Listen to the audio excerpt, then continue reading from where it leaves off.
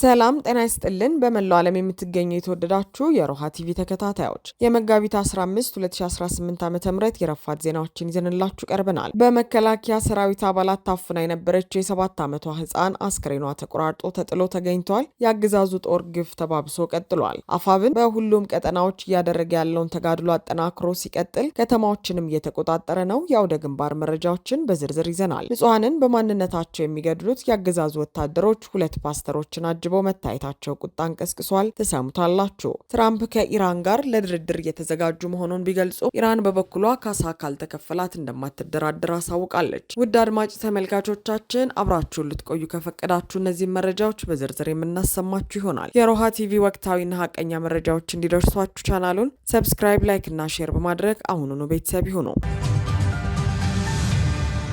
በመከላከያ ሰራዊት አባላት ታፍና የነበረችው የ7 ዓመቷ ህፃን አስክሬኗ ተቆራርጦ ተጥሎ ተገኘ። ህፃኗ በመከላከያ ሰራዊቱ ከታፈነች ከ10 ቀናት በኋላ ነው አስክሬኗ በጫካ ተጥሎ ከዱር አውሬና ከሰማይ አሞራ የተረፈው የሰውነት ክፍሏ ተቆራርጦ ተጥሎ የተገኘው። በምስራቅ አማራ ቀጠና ላስታ ወረዳ ልዩ ስሙ እርፋ ተብሎ በሚጠራው ቀበሌ ሀብታም እያያው የተባለች የ7 ዓመት ህፃን በመከላከያ ሰራዊት ታፍና ነበር። ህፃኗ የታፈነችው መጋቢት 4 2018 ዓ.ም ሲሆን የጽንፈኛ ዘርነሽ በሚል ህፃኗን ያገቷት በሌተናል ጀነራል አሰፋ ቸኮል በሚመራው በሰሜን ምስራቅ እዝ ውስጥ በ803ኛ ኮር ስር የሚገኙ የመከላከያ ሰራዊት አባላት መሆናቸውን አረጋግጫለሁ ሲል መረብ ሚዲያ ዘግቧል። ከሹምሻ አየር ማረፊያ በግምት በ10 ኪሎ ሜትር ርቀት ላይ ከምትገኘው 07 እርፉ ቀበሌ የ7 ዓመቷን ህፃን ያገቱት የመከላከያ ሰራዊት አባላቱ የህፃኗ ወላጆች ልጃቸውን እንዲሰጧቸው ሲጠይቋቸው ፋኖ ሲጠፋ እንሰጣቸዋለን በሚል መሳለቃቸው ተነግሯል። ይባስ ብሎም የህፃኗ ወላጆችን ድጋሚ ልጃቸውን ብለው ወደ ካምፑ እንዳይመጡ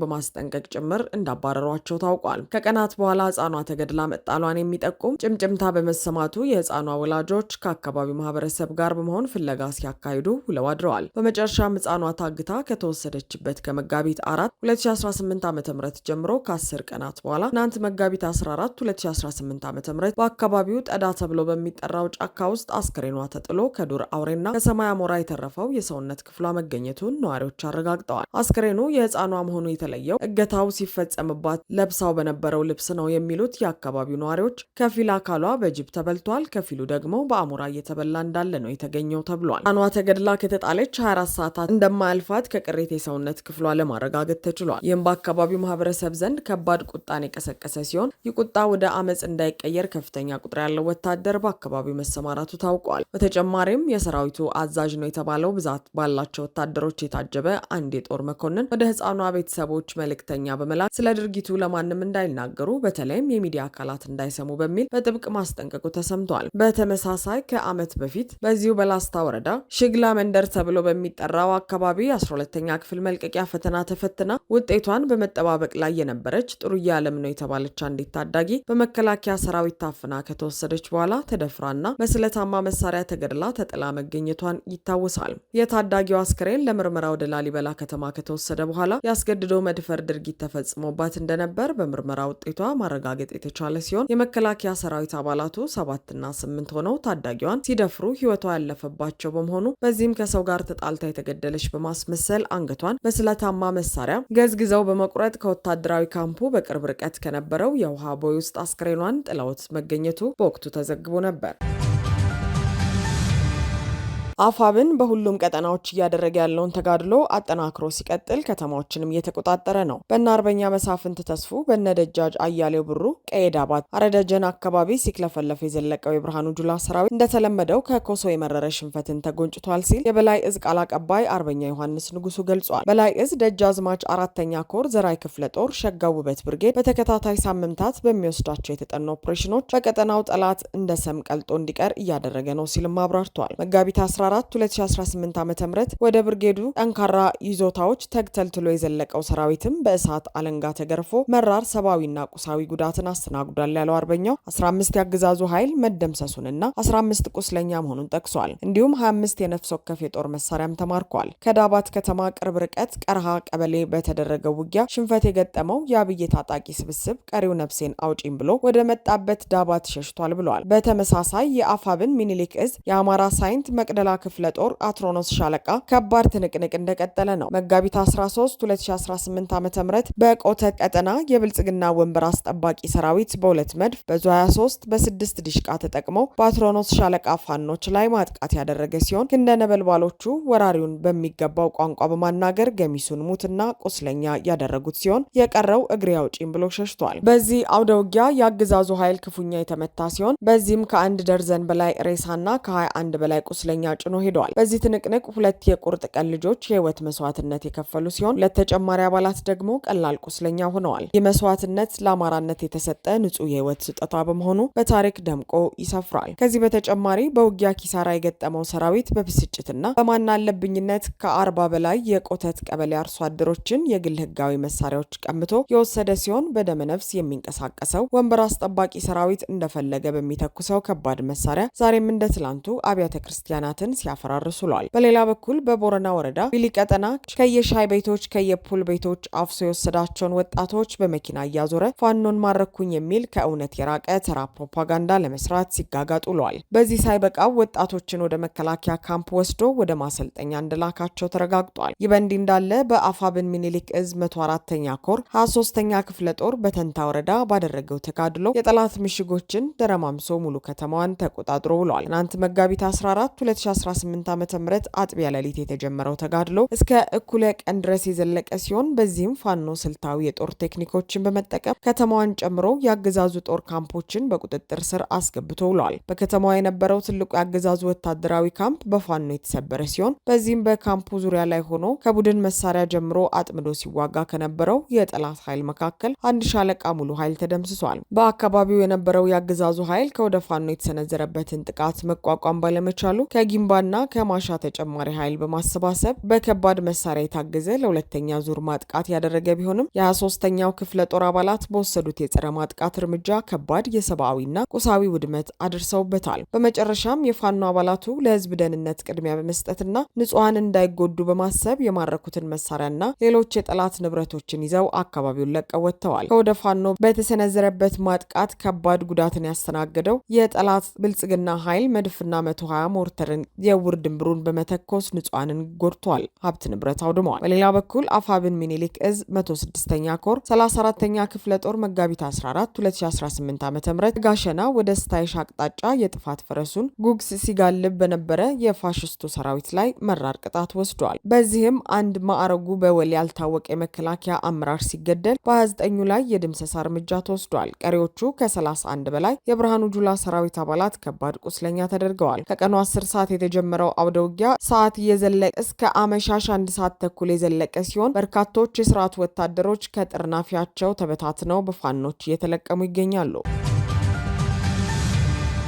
ንጹሐንን በማንነታቸው የሚገድሉት የአገዛዙ ወታደሮች ሁለት ፓስተሮችን አጅበው መታየታቸው ቁጣ እንቀሰቀሰ። አብይ አህመድ ወደ ስልጣን ከመጡ በኋላ ሁሉም የአገሪቱ ህግን ስርዓት ተሽሮ ስርዓት አልበኝነት ሰፍኖ ቆይቷል። አገሪቱ የምትመራውም በህግ መሆኑ ቀርቶ በግለሰቦች አቅምና ፍላጎት፣ በማንነትና በሚናገሩት ቋንቋ ተጽዕኖ ፈጣሪነት፣ በሃይማኖታቸውና መሰል ሁነቶች ጫና ሆኗል። በርካታ ፓስተሮች ከሃይማኖታቸው አስተምሮ ውጭ ያላቸውን ይባል ስልጣን ንክኪ በመጠቀም የድሃ ቤት ይቀማሉ፣ ህዝብን የሚያስቀይም ነገር ያደርጋሉ።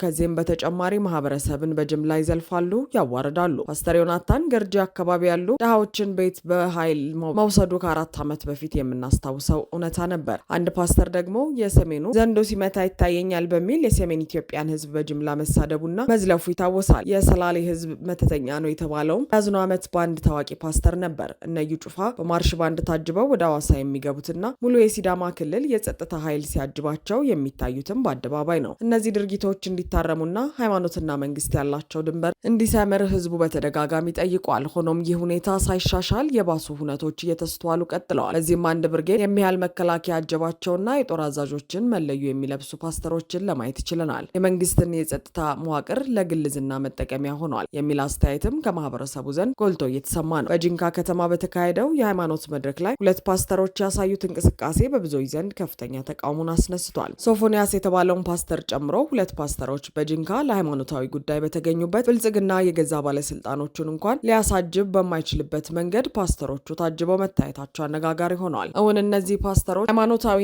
ሰማያዊ ለሆነ ተልዕኮ እየተንቀሳቀሱ ምን አይነት ጠላት ቢኖርባቸው ነው ይህን ያህል አጃቢ ያስፈለጋቸው የሚለውም አነጋጋሪ ሆኗል። ፓስተሮቹ በመከላከያ ኃይሎች ታጅበው መታየታቸውና ወታደራዊ መለዮ መልበሳቸው የቁጣ ዋነኛ መንስኤ ሆኗል። የኦርቶዶክስ ሃይማኖት አባቶችና የእስልምና እምነት አባቶች ይህን ማድረግ ቢፈልጉ እንኳን ይፈቀድላቸዋል የሚለው የብዙዎች ጥያቄ ነው። በመሆኑም አብይ ከገዳይነቱ፣ ከአሳዳጅነቱ፣ ከአምባገነንነቱ ባለፈ ሃይማኖታዊ መድሎ የሚያሳይ መሪ ነው በሚል እየተተቸ ነው።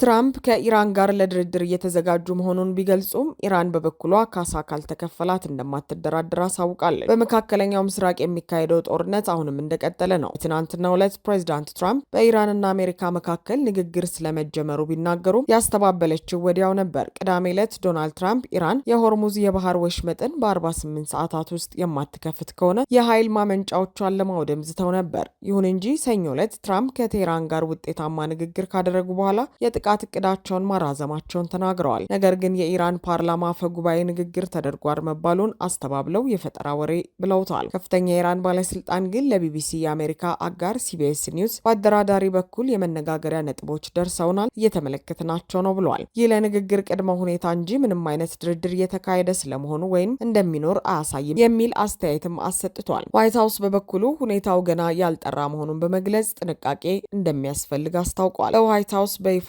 ካልተገለጸ ድረስ ለንግግሮች የሚሰነዘረው መላምት መጨረሻ ተደርጎ ሊወሰድ አይገባም ብለዋል። ትራምፕ ቴህራን የሆርሙዝ ወሽመጥን ካልከፈተች የኃይል ማመንጫዎቿን ለመደብደብ የያዙትን እቅድ ለሌላ ጊዜ አስተላልፈው ግጭቱን ለማስቆም የሚያስችል ስምምነት ላይ መድረስ እንደሚቻልም ተናግረው ነበር። የአሜሪካው ፕሬዚዳንት ዶናልድ ትራምፕ ኢራን ለሰላም ሲባል የኒውክሌር ፕሮግራሟን ለመተው ልትስማማ እንደምትችል ተናግረዋል። ነገ ጠዋት በእነርሱ የሆነ ሰዓት ላይ ለመገንባት $10 ቢሊዮን የወጣበትን ትልቁን የኤሌክትሪክ ማመንጫ ፋብሪካቸውን ለማፈንዳት እየጠበቅን ነበር ሲሉ ተናግረዋል። በጣም ጥሩ ነበር፣ የገንዘብ እጥረት አልነበረም፣ በአንድ ተኩስ ይወድማል፣ ይፈራርሳል፣ ለምን ይህን ይፈልጋሉ ሲሉም ጠይቀዋል። ትራምፕ እነርሱ ናቸው የደወሉት፣ እኔ ያልደወልኩም፣ እነርሱ ደወሉ፣ ስምምነት ላይ መድረስ ፈልገዋል ሲሉ ተናግረዋል። እኛ ከስምምነት ላይ ለመድረስ በጣም ፈቃደኞች ነን፣ ጥሩ ስምምነት መኖር አለበትና ሌላ ጦርነት ሊኖር አይችልም፣ የኒውክሌር ጦር መሳሪያ አይኖርም ብለዋል። እንግዲህ በኋላ የኒውክሌር ጦር መሳሪያ አይኖራቸውም፣ በዚያ ይስማማሉ፣ ያለዚያ ግን ስምምነት አይኖርም ሲሉ ተናግረዋል። በተመሳሳይ የኢራን አዲሱ መንፈሳዊ መሪ የሆኑት ሞጅታባ ሀሚኒ ከፍተኛ ወታደራዊ አማካሪ ሞሰን ረዛኢ ሀገሪቱ ለደረሰባት ጉዳት ሙሉ ካሳ እስክታገኝ ድረስ ጦርነቱን እንደምትቀጥል አስታውቀዋል። ሰኞ ዕለት በቴሌቪዥን በተላለፈ ንግግር ላይ ረዛኢ እንዳረጋገጡት ሁሉም የኢኮኖሚ ማዕቀቦች እስኪነሱና አሜሪካ በኢራን የውስጥ ጉዳይ ጣልቃ እንዳትገባ የሚከለክል ህጋዊ አስገዳጅነት ያለው ዓለም አቀፍ ዋስትና እስኪገኝ ድረስ ኢራን ውጊያዋን አታቆምም። አማካሪው አክለውም የጦር ኃይሎቻቸው አሁንም በሙሉ ጥንካሬ ዘመቻቸውን እያካሄዱ መሆናቸውን ጠቅሰው በአዲሱ መሪ ስር የተዋቀረው የአገሪቱ አመራር ኃላፊነቱን በተገቢው መንገድ እየመራ መሆኑን ገልጸዋል። ከአንድ ሳምንት በፊት ጦርነቱ በተግባር ማብቃቱን የገለጹት ረዛኢ ዩናይትድ ስቴትስ ውጊያውን ለማቆምና የተኩስ አቁም ስምምነት ለማድረግ ዝግጁ እንደነበረች አጋልጠዋል። ይሁን እንጂ የእስራኤሉ ጠቅላይ ሚኒስትር ቤንያሚን ኔታንያሁ ጦርነቱ እንዲቀጥል ከፍተኛ ግፊት ማድረጋቸውን ተናግረዋል። እንደ አማካሪው የይገባኛል ጥያቄ ጦርነቱ 15ኛ ቀኑ ካለፉ በኋላ ዩናይትድ ስቴትስ በዚህ ጦርነት ውስጥ ምንም አይነት የማሸነፊያ መንገድ እንደሌለ በግልጽ ተረድታ ነበር። ከዚሁ ጋር በተያያዘ የኢራን ምክር ቤት አፈ ጉባኤ መሐመድ ባገር ጋሊባፍ ዛሬ በኤክስ ማህበራዊ ትስስር ገጻቸው ባሰፈሩት ጽሑፍ ኢራናውያን ወራሪዎች ሙሉ በሙሉና አዋራጅ በሆነ ሁኔታ እንዲቀጡ እየጠየቁ መሆናቸውን በማስታወቅ የአገሪቱን ጠንካራ አቋም አስተጋብተዋል። በሌላ በኩል ከሰኞ ምሽት ጀምሮ እስከ ማክሰኞ የንጋት ሰዓት ድረስ በእስራኤል ማዕከላዊና ሰሜናዊ ክፍሎች ላይ ከባድ የሚሳኤል ጥቃት በመፈጸሙ አገሪቱ ሌላ ረጅም ምሽት ማሳለፏ ተዘግቧል። ከጥቂት ጊዜ በፊት የተተኮሰው የቅርብ ጊዜው ሚሳኤል በማዕከላዊ እስራኤል በሚገኝ ክፍት ቦታ ላይ ያረፈ ሲሆን ምንም አይነት የከፋ ጉዳት አላደረሰም። ይሁን እንጂ ጥቃቱ በእስራኤል ወታደራዊ የቅድመ ማስጠንቀቂያ ስርዓት አስቀድሞ በመታወቁ በቴል አቪቭና በተያዘው የምዕራብ ዳርቻ አካባቢዎች የአደጋ ጊዜ ሳይረኖች በከፍተኛ ድምፅ ሲያስተጋቡ ቆይተዋል። ይህ ተከታታይ የሚሳኤል ማዕበል ሰፋፊ የእስራኤል ግዛቶችን ያነጣጠረ ነበር። በኢየሩሳሌም፣ በሃይፋ፣ በቴል አቪቭና በምዕራባዊ ገሊላ አካባቢዎች ከፍተኛ የአደጋ ማስጠንቀቂያዎች ተሰምተዋል። ከነዚህ ሚሳኤሎች መካከል ቢያንስ አንደኛው በርካታ ትንንሽ ፈንጂዎችን የሚበትን የክላስተር የጦር አረር ያዘ እንደነበር የተረጋገጠ ሲሆን እነዚህ ተበታታኝ ቦምቦች በወደብ ከተማዋ ሃይፋ ዙሪያ ያደረሱት የንብረት ጉዳት መመዝገቡ ታውቋል።